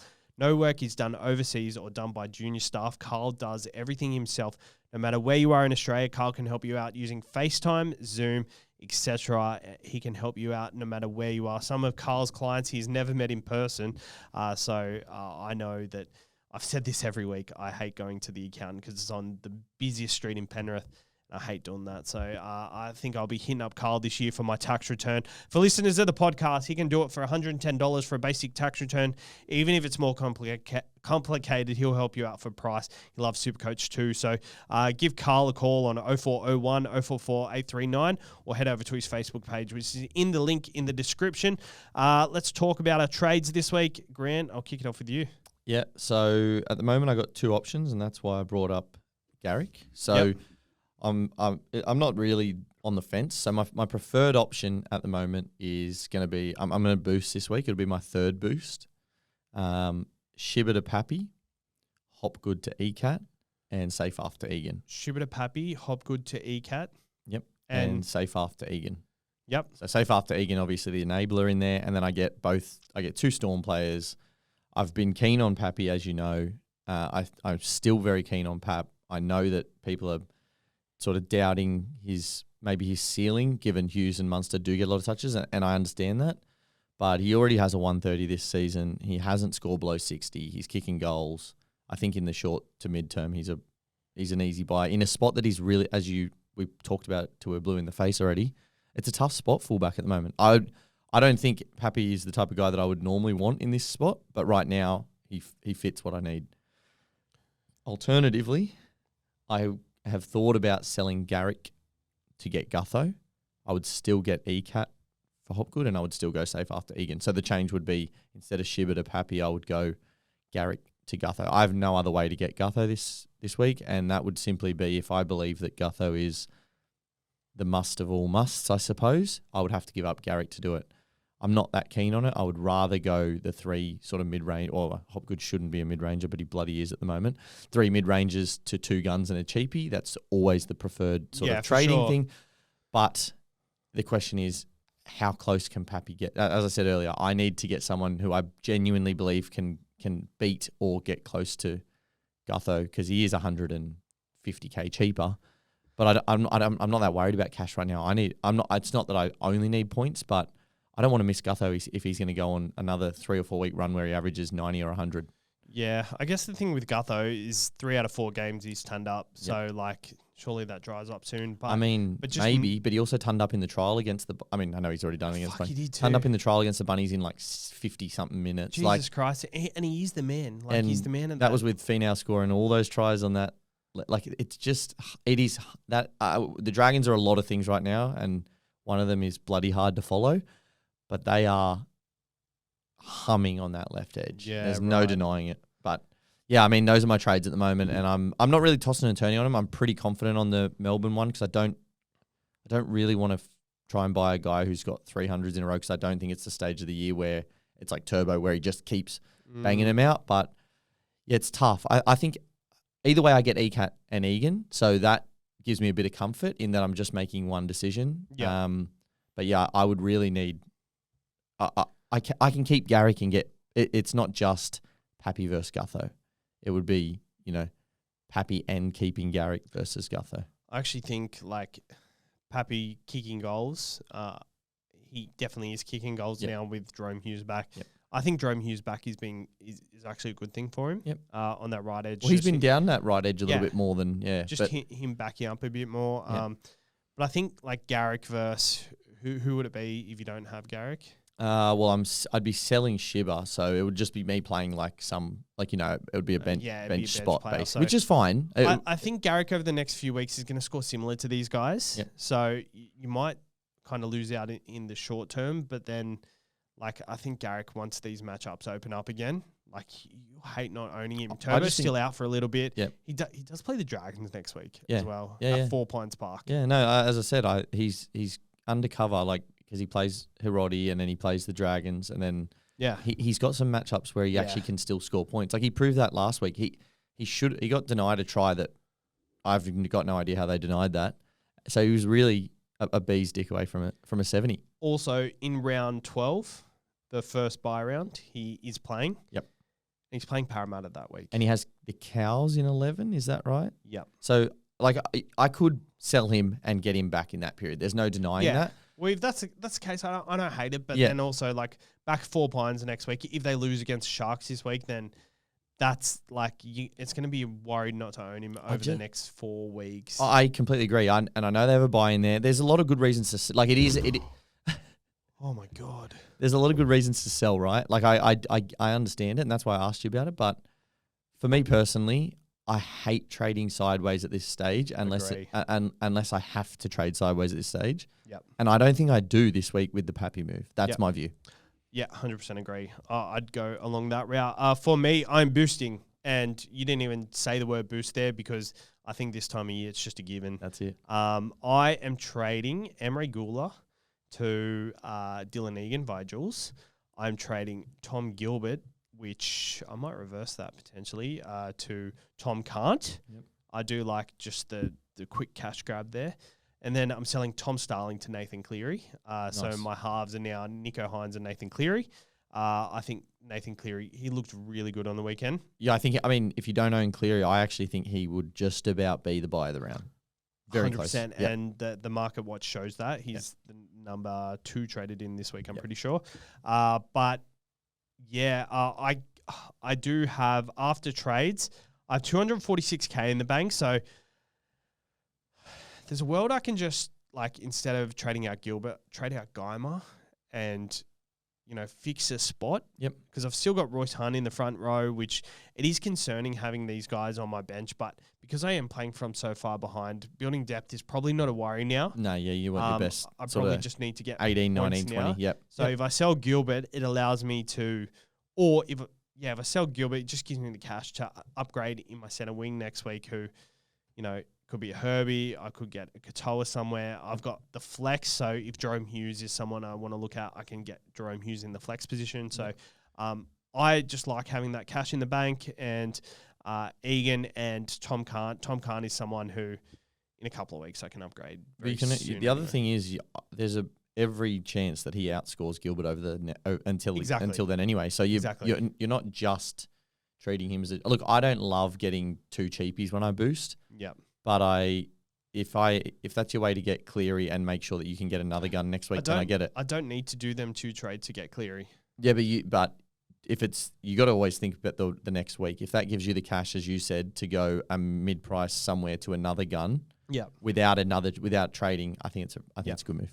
And all these center wings are starting to peak. I think, now my halves are set. I've got Cleary, Hines, Campbell, Brown. Brown, mind you, looked amazing on the weekend. Yeah, he does his best game. Looked really good. Really good. I've got Gutho and Walsh. I'm hoping Walsh comes good. And then just that flex position, I think the fullback spot will rotate.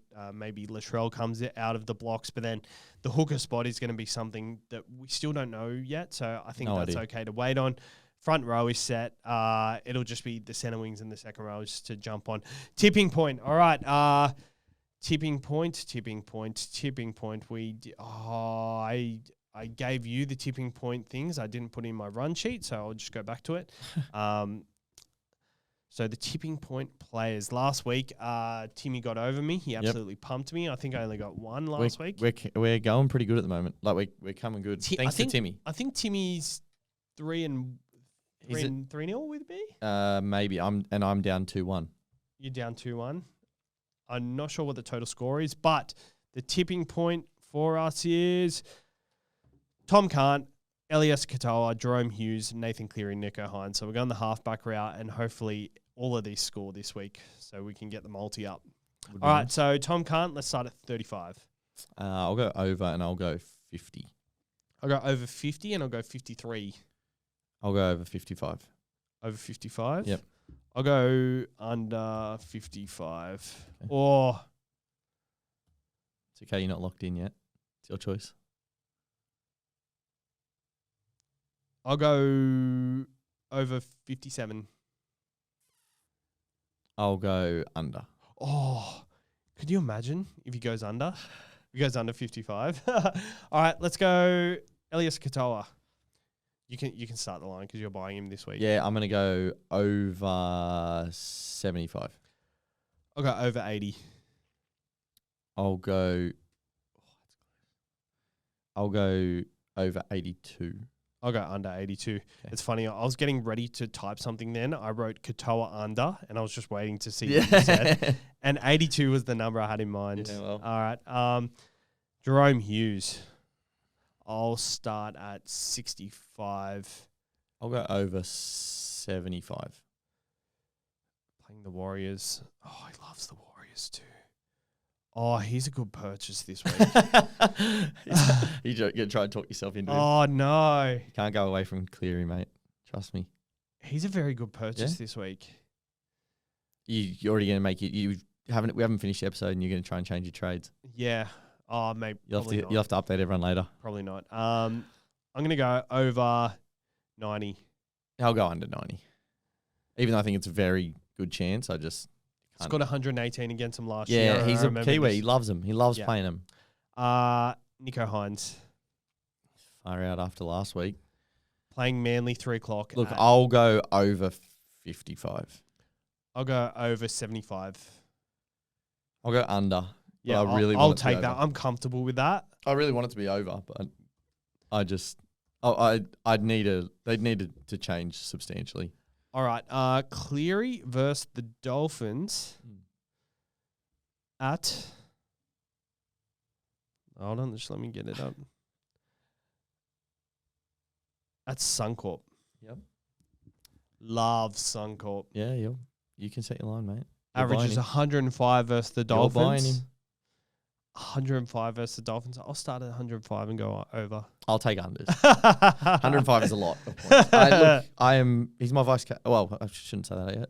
We're about to jump there. Yeah, let's go. Yeah, so, I mean, I can't for the life of me work out why anyone wouldn't vice captain Nath this week. Personally, that's, I think, the best option. And then, unfortunately, with the structure of my team at the moment, I am probably captaining either Kalen Ponga, Pappenhausen, or Eliesa Katoa, and I'm not overly stoked with any of them. And if Nath hadn't already had a game this year where he got HIA in the first 5 minutes, I'd almost straight captain him this week.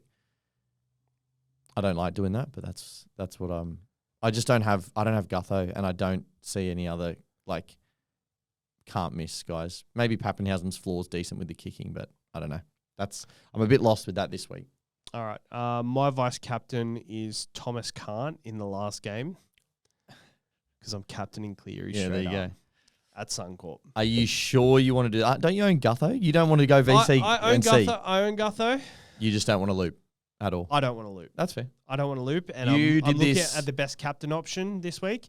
I'm tempted by Nico Hines against Manly at Optus Stadium. I don't love it. I'm tempted by...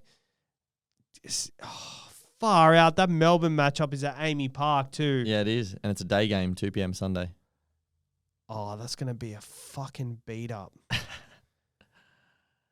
The thing is, I can't even VC Cleary and captain Nico because none of them are in my flex. That's why I said VC and captain Gutho, mate. That's what I'd be doing if I had him. Ooh. But stop buying off Jerome Hughes. We haven't finished the episode yet. You got to at least wait till your trades change on Wednesday or Thursday. Isn't that it, captains? Yeah, no. I mean, we're not even finished the episode, and you're still already thinking about changes to your trades. Yeah, Captain Nathan Cleary. But I guess you got to be in the Patreon to see the update because me and Grant do our voice notes and We screenshot of our trades come Thursday. Yeah, and we then have good fun with that, actually. throughout the weekend, we give updates as well. Just give little wrap ups here and there. I think that's been pretty fun. Timmy jumps in here and there when he's keen. When he's going well. But everyone jumps around it. We jump in and out all weekend, and Yeah, it's good fun. the lads have a chat over the weekend. It's pretty good when you've got nowhere else to go to. But yeah, I think that's it for the episode. We've been going for an hour and 50 minutes. That's a long one, here. but there's a lot of stuff moving at the moment, isn't it? Like, it's just, to me, it feels like it's a real moving round, and it's a real, like, it's an uncertain round. Yep. In terms of trades, because there's a lot of decent options, but no, must. So, yeah. All right. 100% agree. All right.